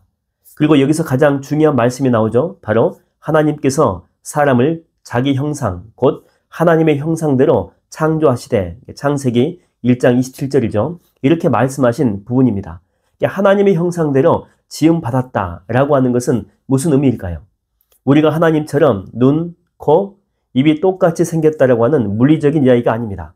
칼빈은 이것이 인간이 하나님과 특별한 관계를 맺고 하나님의 어떤 성품이나 속성을 영적인 방식으로 반영할 수 있게끔 다 함께 지음받았다라고 하는 의미다. 그런 의미를 가지고 있다라고 설명합니다. 구체적으로 이 칼빈은 하나님의 형상이 인간에게 주어진 참된 의로움과 거룩함, 하나님을 아는 지식과 참된 지혜 같은 것에 있다라고 보았습니다. 다시 말하면 인간은 하나님을 알고 사랑하며 순종할 수 있는 존재로 하나님과 인격적인 교제를 나눌 수 있는 특별한 영적인 능력을 가지고 지음받았다라고 하는 것입니다. 또한 이 형상에는 세상을 다스리는 권위나 뛰어난 이성, 또 자유의지, 그리고 죽지 않은 영혼 같은 측면도 포함된다라고 이야기합니다. 우리 인간은 몸과 영혼을 가진 존재이며 하나님의 형상은 주로 이 영혼이 사는 영혼에 새겨져 있다라고 하는 것이죠. 이것은 마치 자녀가 부모님을 닮는 것과 비슷합니다. 물론 외모도 닮지만 더 깊이 들여다보게 되면 부모님의 성품, 가치관, 지혜, 재능 같은 것을 물려받고 배우면서 부모님을 닮아가는 모습이 보입니다. 자녀가 이 부모님의 친절함을 닮아서 다른 사람에게 잘해주거나 부모님의 창의성을 닮아서 새로운 것을 만들어내는 것처럼 말이죠. 자녀는 부모님과 똑같은 존재는 아니지만 부모님의 어떤 모습이나 성품을 반영하는 존재가 됩니다. 불완전하긴 하지만 우리가 하나님의 형상대로 지음받았다고 하는 것은 우리가 하나님의 어떤 놀라운 성품과 능력을 닮아서 그분을 드러내고 그분과 교제할 수 있도록 특별히 창조되었다고 하는 것을 의미합니다. 물론 이 비유는 삼위일체 비유처럼 부족하고 한계는 있습니다. 하나님은 피조물과 비교할 수 없는 분이기 때문이죠. 칼빈은 하나님께서 인간을 창조하셨을 때 인간은 죄와는 전혀 상관없는 온전하고 순수한 상태였다고 하는 것을 강조합니다. 죄를 지을 가능성은 있었지만 죄를 짓고 싶어하지 않고 오직 하나님께 순종하고 싶어하는 참된 자유의지를 가진 존재였죠. 하나님과 완벽한 조화 속에서 창조 세계를 다스리며 복된 삶을 살고 있었습니다. 이것이 바로 인간의 원래 모습입니다.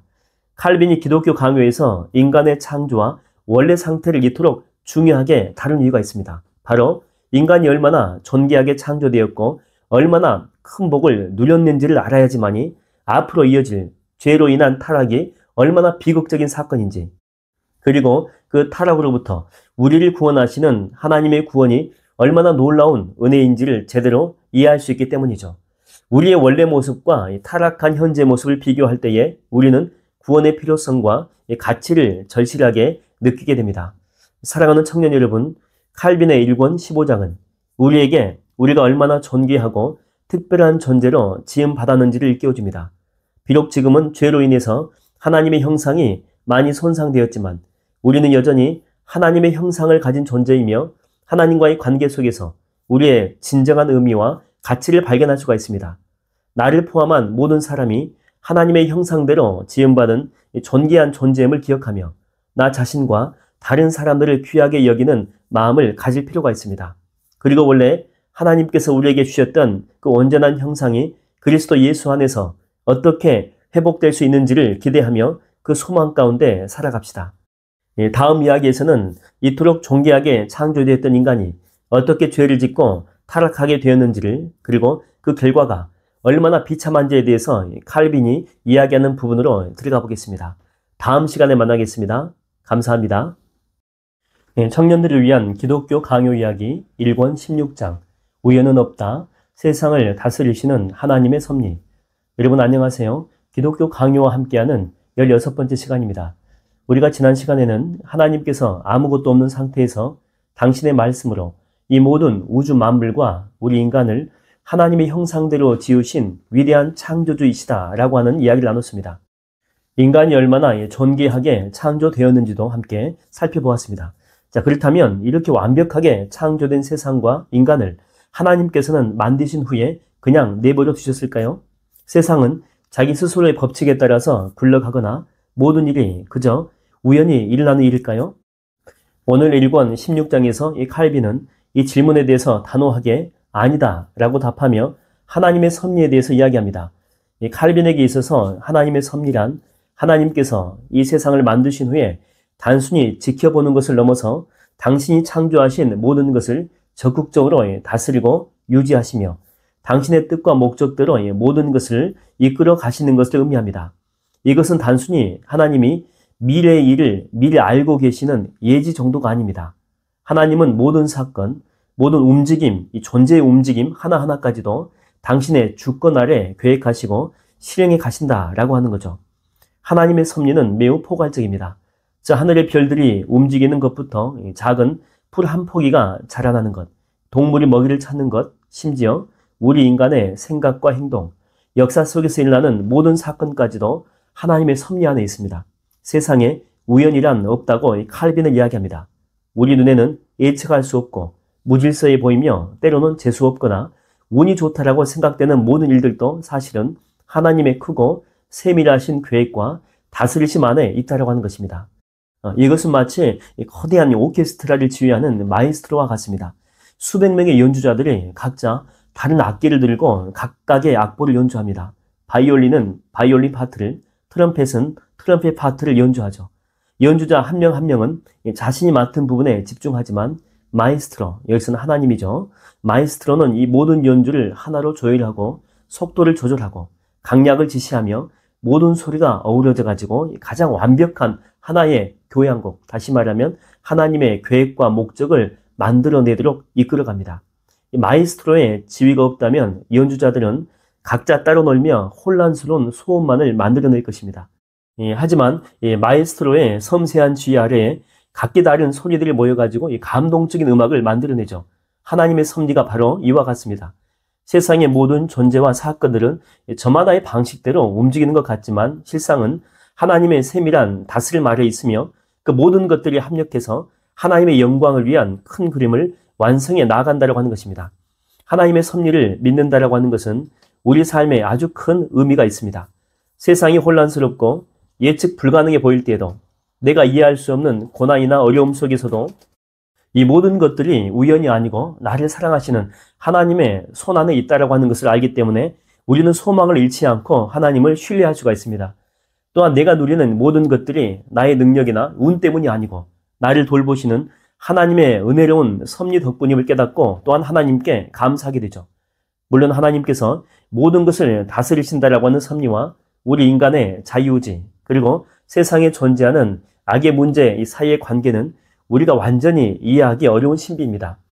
칼빈도 이 점을 인정하지만 그러나 성경이 분명히 하나님이 모든 것을 주관하고 계신다라고 말하고 동시에 인간에게 책임도 있다 이렇게 말하기 때문에 이 두 진리를 함께 붙잡아야 한다라고 가르칩니다. 하나님은 악을 사용하시긴 하지만 악의 창시자이시거나 악 그 자체가 되시는 것은 아닙니다. 사랑하는 청년 여러분, 칼빈의 1권 16장은 우리에게 우연과 운명에 휘둘리는 삶이 아니라 살아계신 하나님 아버지의 전적인 다스림 아래에 있는 안전한 삶을 보여줍니다. 그러니까 하나님은 저 멀리 계신 분이 아니라 지금 이 순간까지도 우리의 삶과 세상을 가장 선하고 완벽하게 이끌어 가시는 분이십니다. 우리 눈에 보이는 상황 너머에 역사하시는 하나님의 손길, 그분의 세밀한 섭리를 믿고 의지할 때에 우리는 이 불확실한 세상 속에서도 흔들리지 않는 평안과 소망을 누릴 수가 있을 것입니다. 오늘 하루 나에게 일어나는 크고 작은 모든 일들 속에서 하나님의 섭리를 발견하려고 노력하며 나를 돌보시는 하나님 아버지께 감사와 찬양을 드리는 것은 어떨까요? 이처럼 창조주 하나님의 섭리 교리는 우리의 삶에 깊은 영향을 미치는 중요한 진리입니다. 다음 이야기에서는 그렇다면 이 하나님의 섭리 교리가 우리의 실제 삶에 어떤 구체적인 유익과 위로를 가져다 주는지 칼빈이 1권 17장에서 이야기하는 내용을 살펴보겠습니다. 다음 시간에 만나겠습니다. 감사합니다.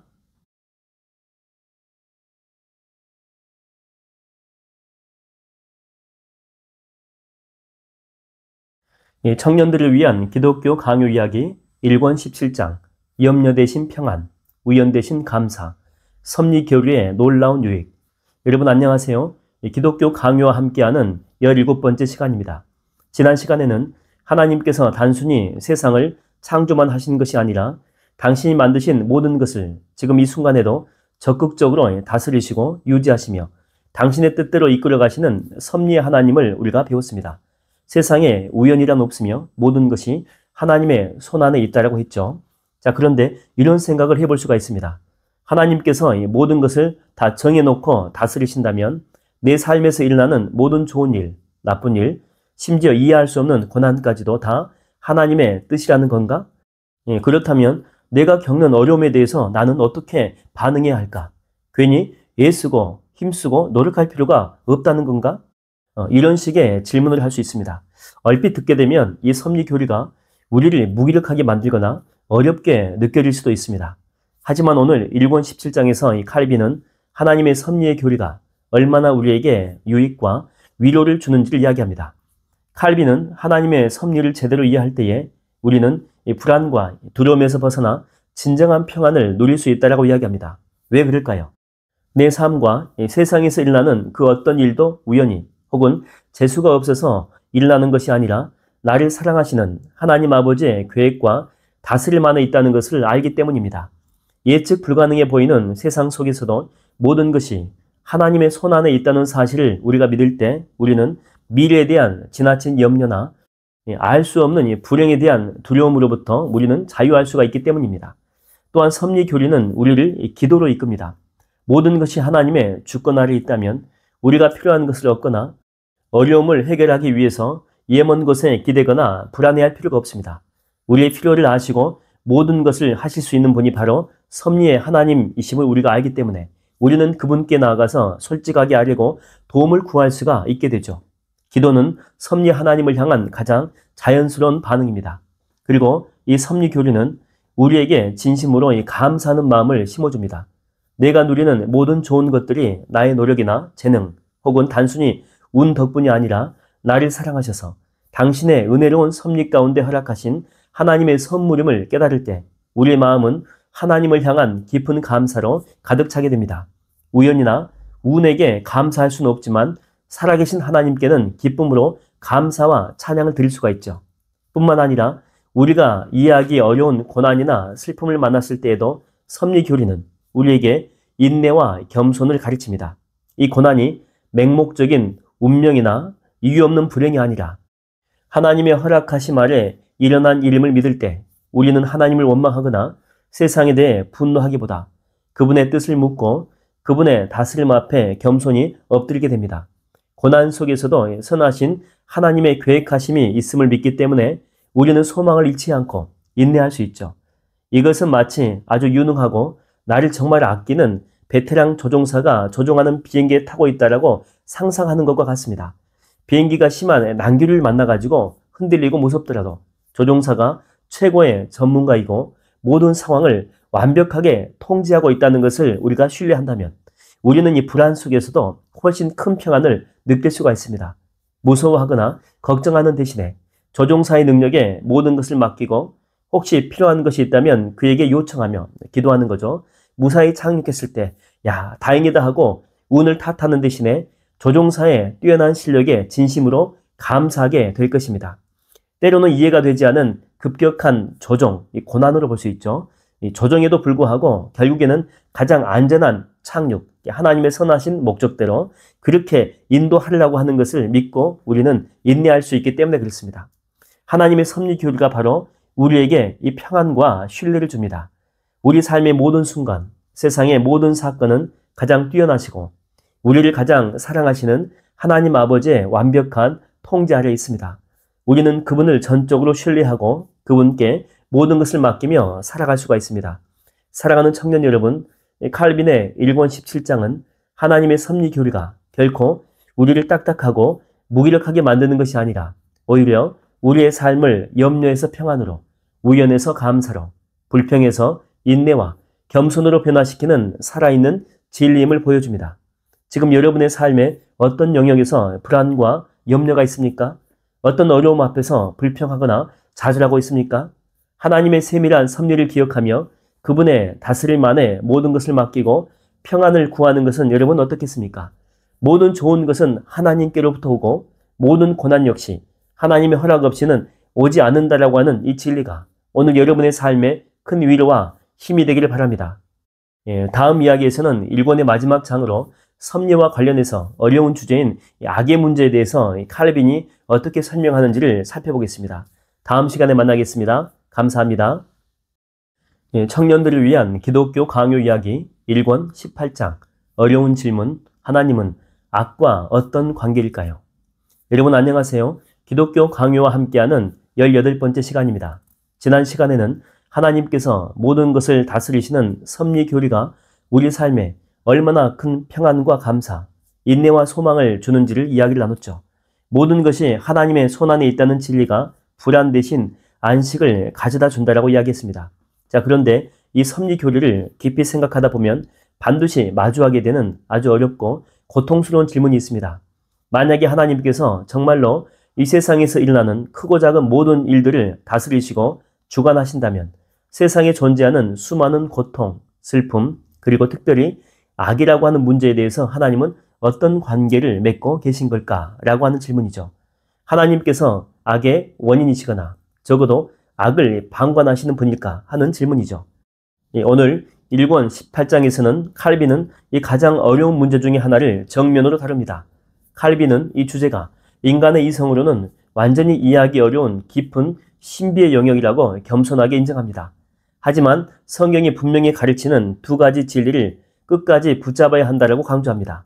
그 두 가지 진리는 첫 번째는 하나님은 모든 것 위에 절대적으로 주권자이시며 당신의 섭리로 모든 것을 다스리신다라고 하는 것입니다. 칼빈은 이전에 말했던 섭리의 범위를 축소시키지 않습니다. 세상에서 일어나는 그 어떤 일도 하나님의 허락이나 주권적인 뜻 없이는 일어날 수가 없습니다. 심지어 악한 자들의 행동조차도 하나님의 더 크고 선한 목적을 위해서 사용될 수 있습니다. 둘째, 하나님은 지극히 거룩하시며 죄의 원인이 결코 아니시다라고 하는 것입니다. 악은 하나님께로부터 나온 것이 아니라 하나님을 떠난 피조물, 천사와 인간이겠죠. 이들의 타락한 의지에서 비롯된 것입니다. 하나님은 죄를 미워하시고 정죄하시며 악 자체에 대해서는 당신의 성품과 분리되어 계신다라고 하는 것이죠. 여러분 보세요. 여기서 어려운 긴장이 발생합니다. 모든 것을 다스리시는 하나님이 어떻게 악의 원인은 아닐 수 있는가? 칼빈은 이 신비를 우리의 작은 머리로 다 풀 수는 없다라고 말하면서도 하나님께서 악을 직접 행하게 하시거나 창조하시는 분이 아니라 당신의 크고 의로운 목적을 위해서 악한 자들의 행동을 허락하시거나 사용하신다라고 하는 방식으로 설명하십니다. 죄의 원인은 피조물의 타락한 의지에 있지만 그 죄로 인한 사건을 당신의 섭리 안에서 주관하시고 이용하신다라고 하는 것입니다. 이것은 마치 아주 유능하고 선한 의사가 환자의 심각한 질병, 여기서는 악과의 고통으로 볼 수 있겠죠.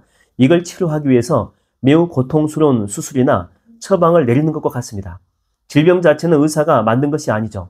하지만 의사는 그 질병을 제거하고 환자를 살리기 위해서 환자에게 큰 고통을 주는 치료 과정을 허락하거나 직접 수행할 수 있습니다. 의사가 이 고통스러운 치료를 한다고 해서 의사가 질병의 원인이 되거나 악한 의사가 되는 것은 아닙니다. 오히려 환자를 살리기 위한 선한 목적 때문에 이 고통, 치료의 과정이 고통이기 때문에 바로 이 고통을 이용하는 거죠. 이 비유처럼 하나님은 악 그 자체의 원인은 아니시지만 죄로 인해 세상에 들어온 악과 고통을 당신의 의롭고 선한 목적을 위해서 주관적으로 허락하시고 사용하시는 분이십니다. 칼빈은 이처럼 어렵고 민감한 주제인데 그럼에도 이것을 다루는 중요한 이유가 있다고 이야기합니다. 바로 우리가 고난과 악 앞에서 하나님을 원망하거나 의심하는 대신에 하나님의 절대적인 주권과 변함없는 선하신 모두를 신뢰하도록 이끌기 위해서입니다. 하나님이 모든 것을 다스리시지만 악의 원인은 아니심을 알 때에 우리는 고통 속에서도 하나님을 신뢰하며 죄에 대한 책임은 우리 자신에게 있음을 인정하고 결국에는 모든 것을 합력하여 선을 이루시는 하나님의 크고 놀라운 계획을 바라보게 된다고 하는 거죠.